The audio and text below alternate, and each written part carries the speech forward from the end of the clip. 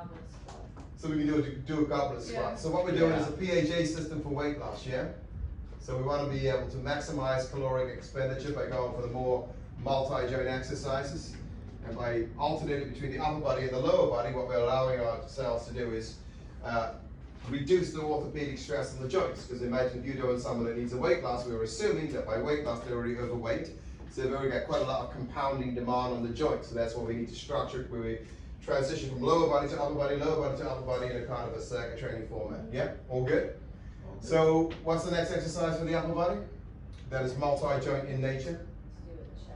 Let's do it chest. Let's do a chest exercise. Then what chest exercise are we going to do? A neutral press. A neutral press, a neutral grip dumbbell chest press. Let's do that. Yeah. We'll take a mat outside. Okay, cool.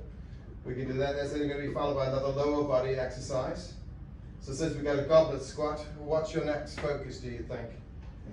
We've got hamstrings. We've got focus on the goblet squat on our quadriceps and our glutes. So we're going to focus on our hamstrings. What hamstring exercise are we going to choose that is somewhat multi-joint in nature?